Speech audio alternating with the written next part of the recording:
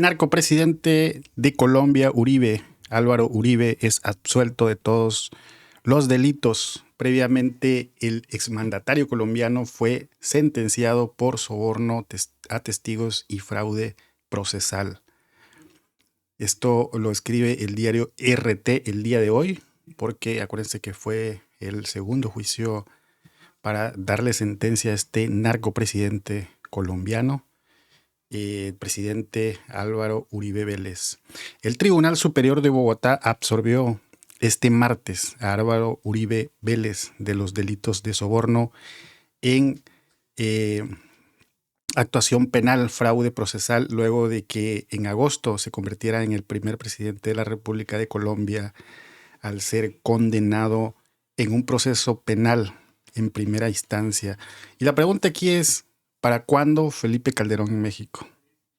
Por lo menos en Brasil, pues ya sabemos que Bolsonaro ya está en la cárcel. Aquí pues también, pero falta en México. La verdad es que ya van casi 7 años de gobierno de la 4T y no pueden meter a la cárcel ni a Alito Moreno. No se puede ni desaforar a Alito Moreno, imagínense.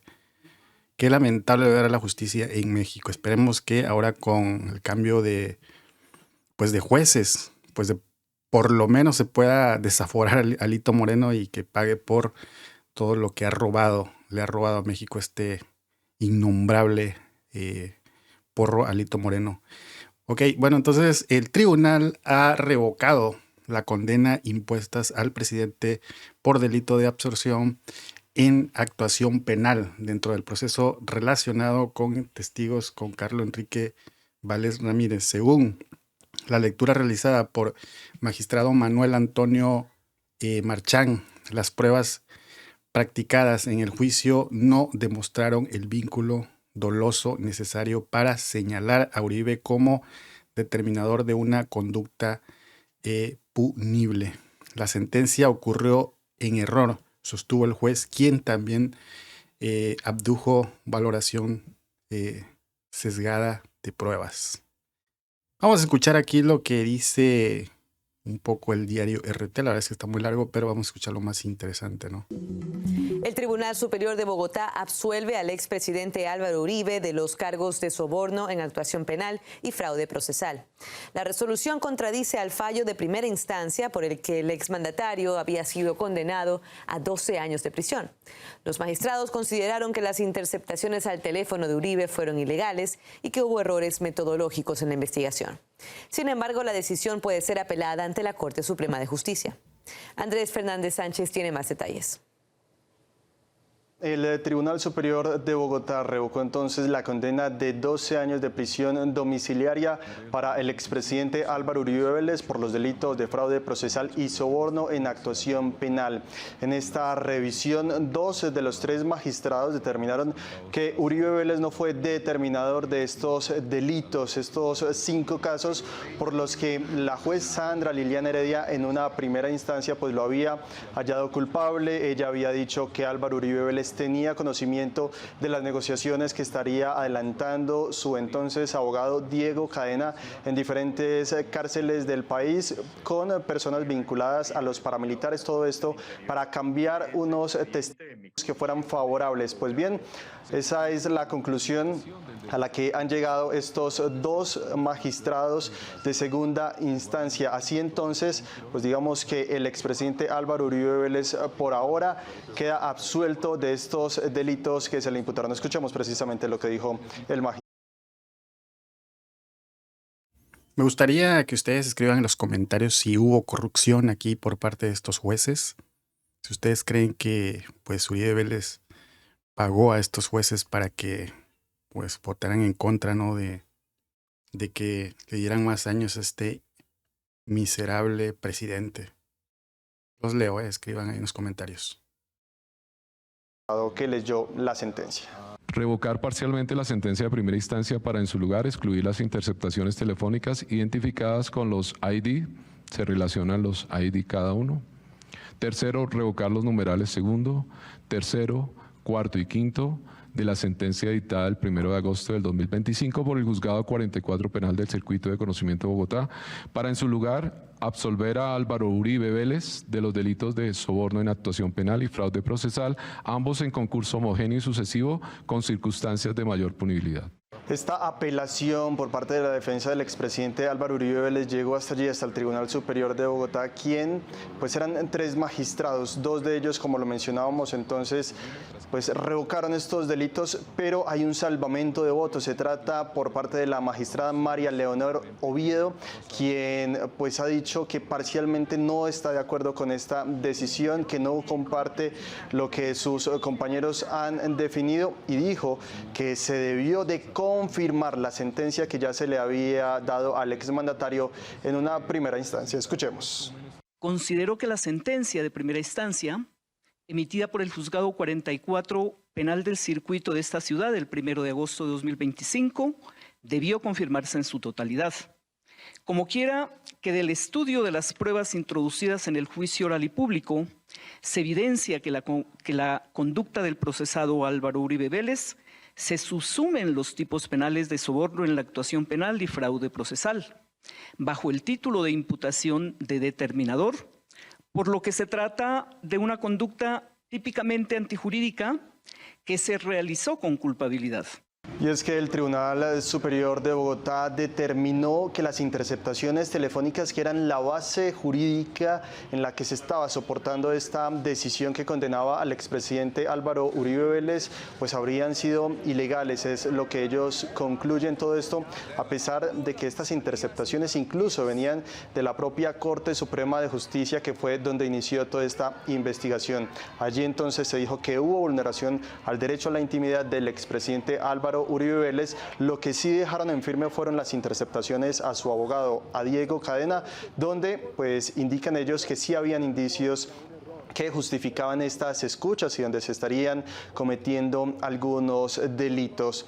Pues estas son algunas de las decisiones entonces de esta decisión de segunda instancia que revoca esta decisión hacia el exmandatario. También hay reacciones ya por parte del jefe de Estado, del presidente Gustavo Petro, quien ha dicho que el Tribunal Superior de Bogotá repite la historia. Dice que contradicen a la Corte Suprema de Justicia y afirman que las interceptaciones que judicialmente hizo un magistrado de la Corte Suprema de Justicia a un delincuente, en donde aparece la voz de Uribe hablando de sobornos, es intimidad. Pues bien, el jefe de Estado condena y reprocha que se haya tomado esta decisión por parte del juzgado. Dice que se está tapando la historia entre los, digamos, políticos en Colombia y los paramilitares. Él pues ha pedido entonces que se revise también esta decisión por parte de la Corte Suprema de Justicia, que como lo mencionábamos fue donde inició. Y hay decisión por parte de los abogados de las víctimas. Miguel Ángel del Río ha dicho que se van a casación ante la Corte Suprema de Justicia. Dice que esta batalla no ha terminado. Una decisión entonces histórica también para Colombia y que ahora está y va a quedar en manos de este otro alto tribunal, la Corte Suprema de Justicia, para que dé una decisión final. Vamos a analizar este tema. Tenemos en directo al abogado Carlos Mario Patiño. Hola Carlos Mario, gracias por acompañarnos. Un poco para entender esos argumentos de los jueces, usted como abogado nos puede explicar mejor qué vemos el día de hoy en esta sentencia, que en este caso a favor de Álvaro Uribe.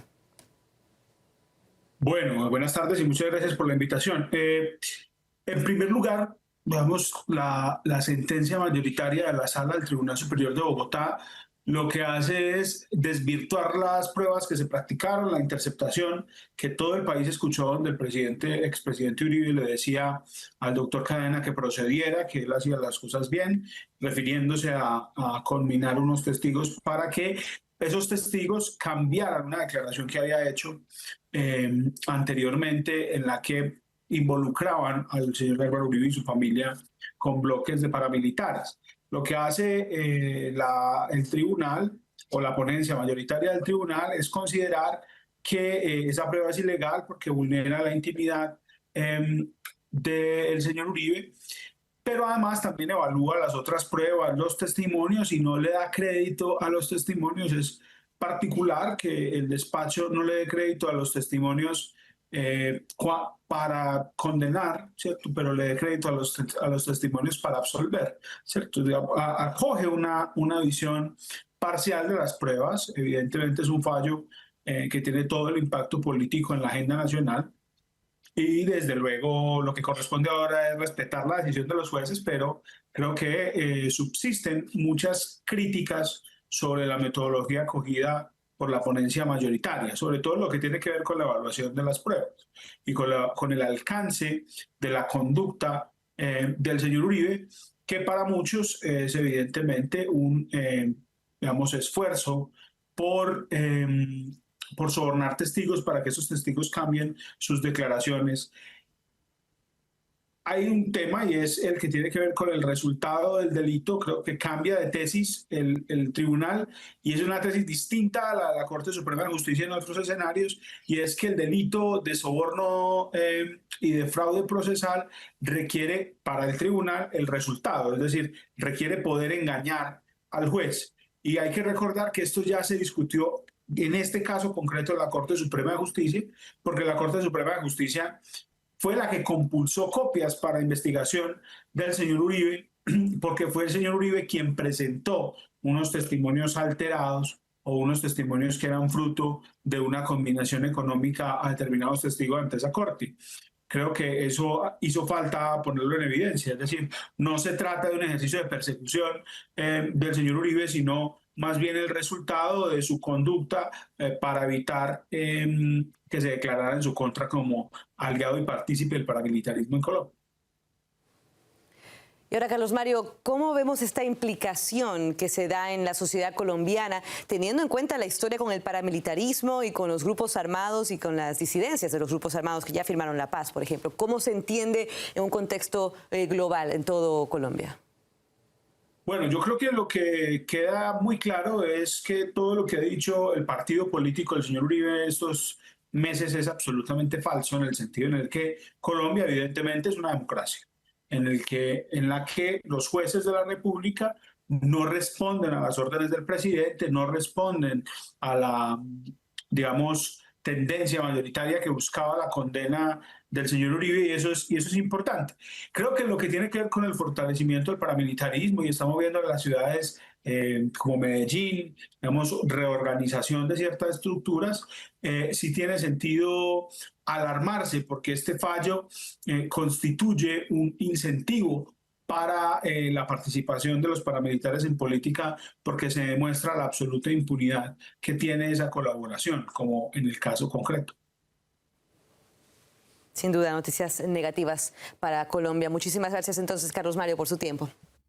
La verdad es que no lo dudo ni tantito que esté detrás de todo esto, esté Washington, detrás de todo esto esté Donald Trump, toda la ultraderecha, porque hay que recordar que Donald Trump es de ultraderecha. Javier Milei, Donald Trump, ¿quiénes otros más? Verástegui. O sea, toda esa bola de cabrones que están ahí en la ultraderecha, pues no lo dudo ni tantito que hayan tenido que comprar ahí a los jueces para que, pues, no le hayan dado resolución a este, pues, narcopresidente, ¿no?